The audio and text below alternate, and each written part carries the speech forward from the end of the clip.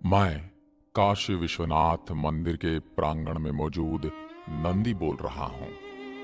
मैं आज ही आपको सब कुछ सच बता सकता हूँ।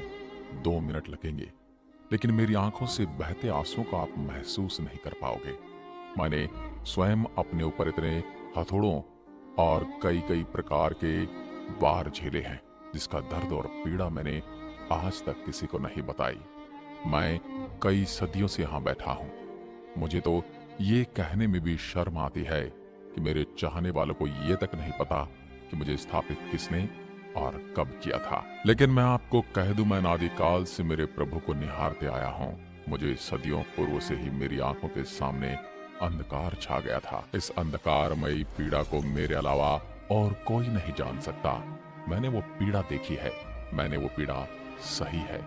जब पहली बार सन 1194 में मोहम्मद गोरी नामक एक लुटेरा और उसके साथ मौजूद मलेच्छ लुटेरे ने मेरे आराध्य का मंदिर क्षतिग्रस्त करके लूट लिया था। लेकिन कुछ समय बाद ही स्थानीय लोगों ने मिलकर मेरे प्रभु का मंदिर फिर से स्थापित कर दिया।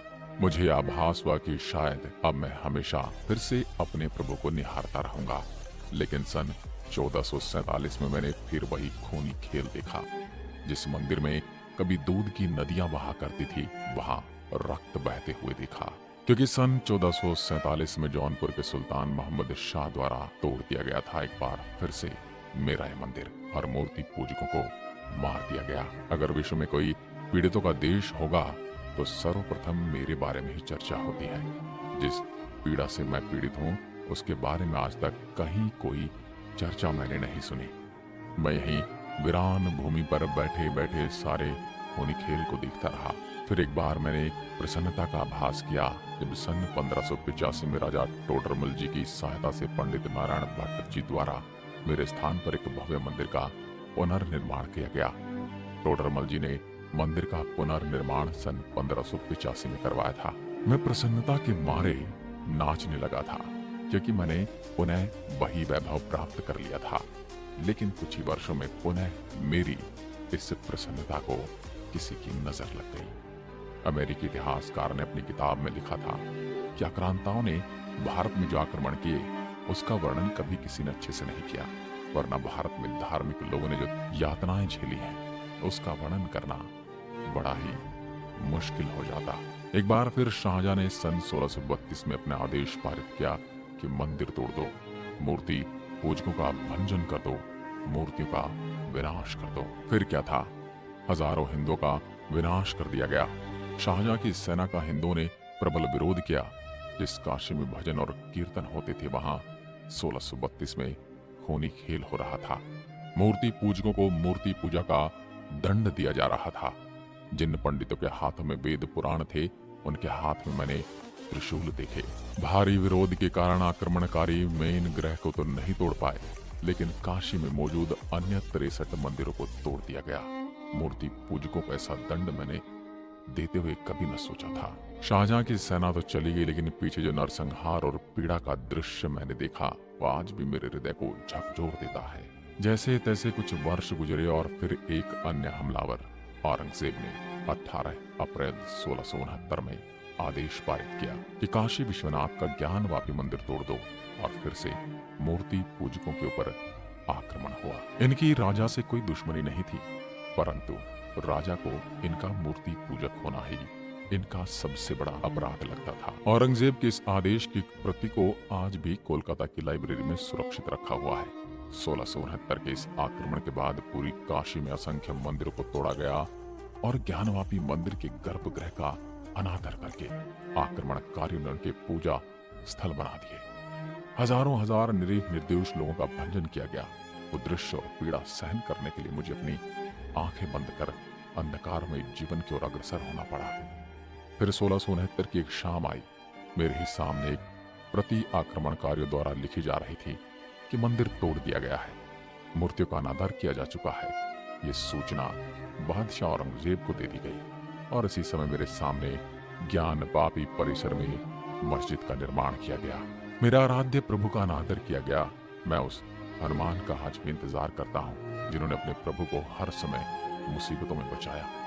मैं अपनी आंखों के सामने हमेशा से अपने प्रभु के दर्शन करता था, लेकिन अब मेरी आंखों के सामने क्या है वो प्रभु के भक्त सब जानते हैं। कौन कहता है कि सिर्फ प्रभु ही भक्तों को बचाते हैं? रामायण काल में हनुमान जी ने हर समय प्रभु की छाया बनकर उनकी सहायता की थी। मैं आज मेरे प्रभु के चाहने वालों से उसी हनुमान होने की प्रतीक्षा कर रहा हूँ। मंदिर परिसर में मस्जिद बनाए जाने के 125 साल बाद तक कोई ज्ञानवापी परिसर में मंदिर नहीं था, और फिर समय आया 1735 का, और इंदौर की महारानी देवी अहिल्याबाई ने ज्ञानवापी परिसर के पास काशी विश्वनाथ मंदिर का निर्माण कराया। कुछ राजाओं ने मेरे बारे में सलाह दी थी कि मुझे इस स्थान से हटाकर नए मंदिर के प्रांगण में शिवलिंग के सामने स्थापित कर दिया जाए। उस समय महारानी देवी अहिल्याबाई का जवाब था घोर और गुस्से वाले स्वर में, नहीं नहीं, नंदी महाराज को इसी तरह यहीं बैठे बैठे अपने प्रभु का स्मरण करना पड़ेगा। चाहे कितने ही वर्ष बीत जाएं, नंदी महाराज को अंत तक प्रतीक्षा करनी होगी।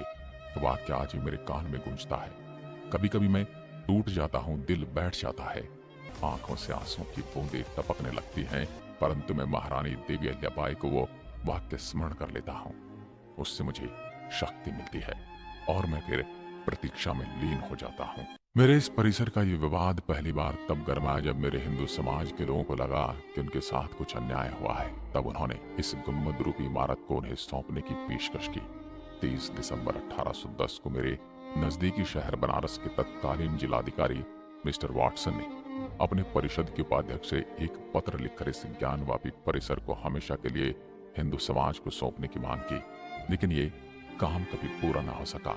आगे आपको बताते चलूं कि 1829 से 1830 तक ग्वालियर की महारानी बैजाबाई ने इस मंदिर में ज्ञानवापी मंडप बनवाया था और महाराजा नेपाल ने मेरी प्रतिमा स्थापित करवाई थी।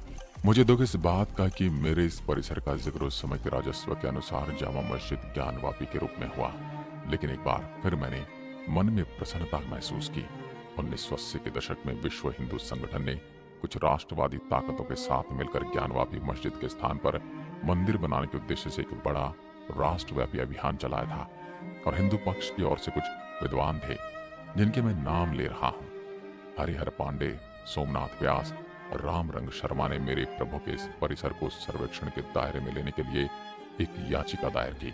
1991 में दायर इस सर्वेक्षण याचिका के खिलाफ उस समय काल के संसद ने उपासना स्थल कानून बना डाला, और इस कानून के अनुसार ये कह दिया कि जो 15 अगस्त 1947 से पहले से अस्तित्व में आए किसी भी समुदाय के धर्मस्थल को दूसरे में नहीं बदला जा सकता। ये सुनकर मुझे बड़ा दुख हुआ। फिर क्या था, इस विवाद के चलते इलाहाबाद हाईकोर्ट ने स्टे लगाकर यथास्थिति रखने का आदेश दे दिया। इस प्रकार से विवाद ऐसे ही चलता रहा और मैं अपने प्रभु का स्मरण सब्र की गंगा में डुबकी लगाकर करता रहा। प्रतीक्षा करते करते समय आया, लेकिन 2021 का, जब आज की कुछ देवी शक्तियों ने संवैधानिक रूप से मेरे लिए न्यायालय में एक प्रार्थना पत्र भेंट किया और तत्कालीन मस्जिद परिसर में स्थित श्रृंगार गौरी की पूजा करने की आज्ञा मांगी, और मेरे इस परिसर में वीडियोग्राफी द्वारा सर्वे करने की मांग की, और इन देवियों की इस मांग को आज के पुरातत्व विभाग द्वारा मंजूरी दे दी गई। अब तो मुझे बस उस दिन का इंतजार और उत्सुकता है, उस फैसले की कि यहाँ मेरे प्रभु का ही निवास था और रहेगा, और जब मैं मेरी संस्कृति के अनुसार पूजा पाठ करके चंदन का लेप लगाकर अपने आराध्य के दर्शन कर सकूंगा।